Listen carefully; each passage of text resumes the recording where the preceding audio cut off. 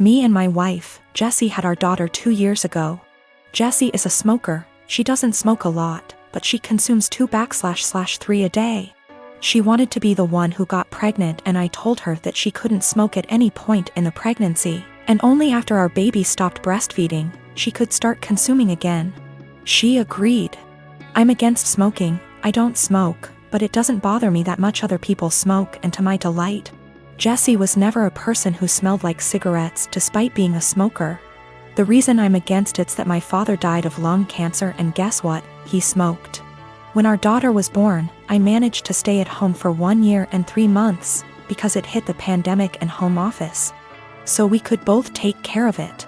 Jessie also took advantage of the home office, same company, I'm in a higher position. When our company asked for employees to come back from the home office, we decided that we didn't want to put her in childcare yet, and we decided together that I would come back, and she would quit to stay at home all the time. Currently, we have a fair division of tasks at home. When I get home from work, I take care of our daughter so she can rest, and 2 days a week, part-time. I work at home so as not to overload. I know she stays overwhelmed, but I try to help. Recently, our daughter weaned, and Jessie came to talk to me that she wanted to finally start smoking again. I said that I wouldn't pay for them, but I pay for everything.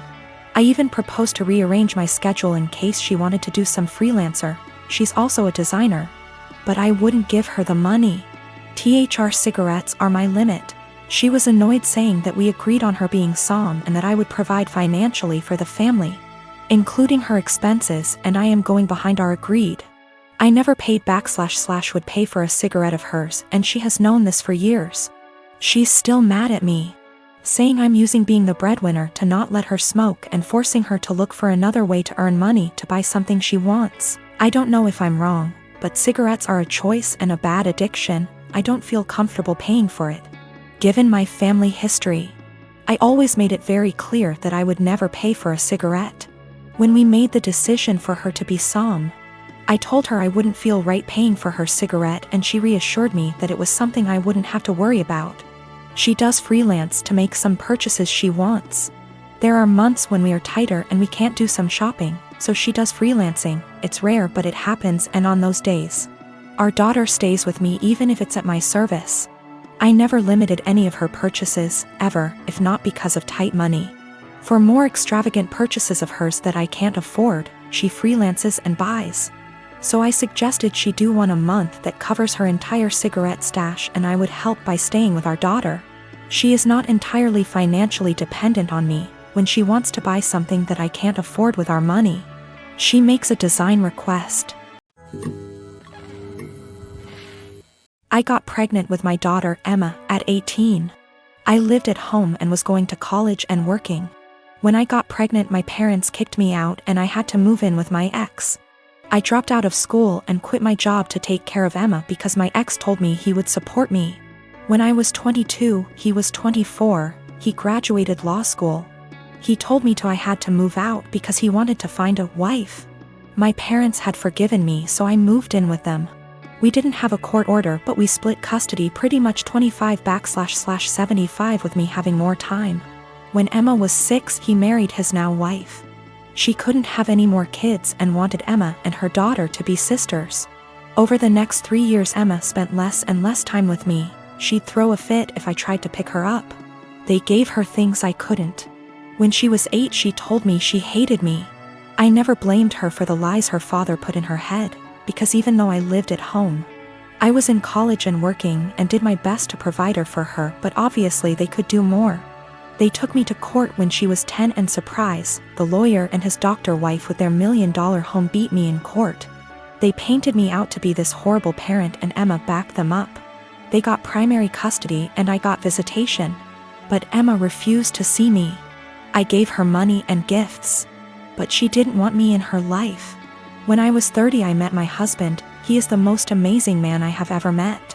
He's seen me struggle with this and been very supportive.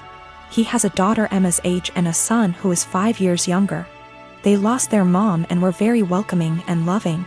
They treated me like their mom. Emma made zero efforts to get to know my husband and stepkids. Emma and stepdaughter just graduated high school this past May. And my parents also recently passed and gave me their estate since I am an only child. I have decided to pay for my stepdaughter's entire college tuition and buy her a car, pay for an apartment. Emma contacted me a week ago and told me she missed me and wanted to see me. This shocked me seeing as we haven't talked in a year. We met up and she told me she heard my parents died and asked if she could have some money to pay for college. I was shocked and said, "Well, what about your dad and his wife?" She said, "My mom and dad want me to pay for this on my own to teach me responsibility, and I believe I am entitled to money. Seeing as you ruined my life, I was very hurt and told her, after years of ignoring me and telling me I am not your mother, you demand money from me. I am not your wallet. My husband is telling me what I did was right, but my ex is telling me I'm a piece of shit and I owe this to her. My stepdaughter feels bad and offered her college money because my daughter and her friends have been harassing her." I said, "Absolutely not, that is your money." I'm 19 years old female was traveling alone on an 11-hour flight today. And a guy in his 20-year is in the same row as me. I was exhausted because I only got 4 hours of sleep before the flight so I could sleep on the plane, but this guy, we'll call him C, keeps trying to make conversation. C starts off by telling me he's autistic, and then asking me if I like K-pop, and he keeps non-stop talking and rarely gives me a chance to speak, not that I wanted to. I tried to be polite because I have ADHD and I understand how social cues are difficult, so he probably can't tell I'm not in the mood. Over the course of the next 20 minutes I tell C maybe 5 times I want to sleep and put my headphones on, and each time, C begins speaking to me after maybe 2 minutes of silence. Finally, I was able to sleep for around 4 hours, but when I woke up C started up again. I'm still really tired, and I had some personal issues the day before my flight, so I'm also socially exhausted. But I let him talk for a bit before I start watching a show on my phone. I tell him maybe 5 separate times that I'm trying to watch a show, and that I'm not interested in talking to him right now, but maybe later. C still keeps trying to talk to me, and when I snap a bit and tell him I'm getting a bit annoyed, he goes into a full-on self-hating, "I'm so sorry, I'm horrible, God, I'm just gonna shut up now," rant. And I feel bad because I should have been nicer to him, and I can understand emotions being too strong and spiraling. I tell C that it's okay, and I just want some time to myself as I'm not the chattiest person, but maybe later we can talk. I put my headphones on and watched my show, but C kept trying to speak to me, but this time I ignored him, which was honestly a shitty move from me, but I just didn't have the energy at this point to interact with him.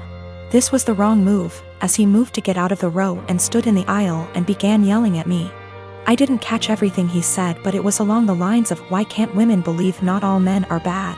Some men are on your side. I'm a nice guy, why are you ignoring me?"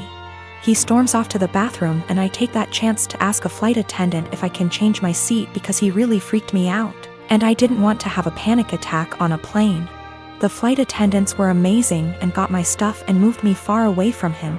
I feel like I'm TA because he does have autism, and I could have been more patient maybe, and ignoring him was a shit thing to do.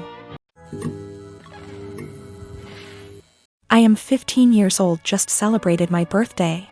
My family doesn't have a lot of money, so I didn't expect much. Mom cooked my favorite dinner, and we all had ice cream for dessert. I also got a birthday card with $25. It was a nice day. My boyfriend, 15 years, was invited to the birthday dinner but couldn't make it because he had to work. He felt really bad but promised to make up for it the next day. Even though he works, all of his paycheck goes to his parents to help support his big, 5 siblings, family. He has always been great about finding fun, interesting, creative things for us to do that are free, cheap.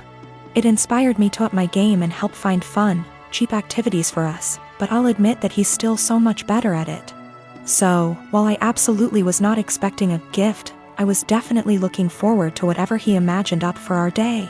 There's a bakery I love, but it's over an hour away from where we live. The desserts are delicious, but expensive.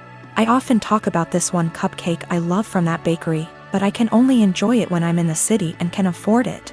He doesn't have a car, so he had to take a train, then walk, then take a train back to get me my favorite cupcake for my birthday. He also planned a historic walk of our town, with a bunch of obscure history he'd researched that I didn't know about. It was awesome. I asked to go home to put the cupcake in the fridge while we walked so it would be nice and fresh for me later. We went on a nice long historic walk and it was a great day. Not gonna lie. When I got home my mouth was already salivating thinking about that cupcake. When I opened the fridge, it was gone. I found the empty container in the trash. I went to the living room and asked my parents who ate my cupcake, and Dad dismissively said he did. He thought it was an extra. I threw a shit fit. I said it was my birthday cupcake and he was an asshole for eating it.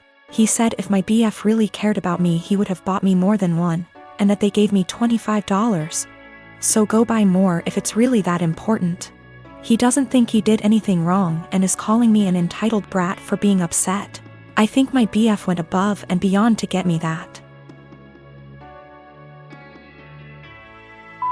cupcake, much more than my own father did for me, and he should feel ashamed and apologetic for what he did.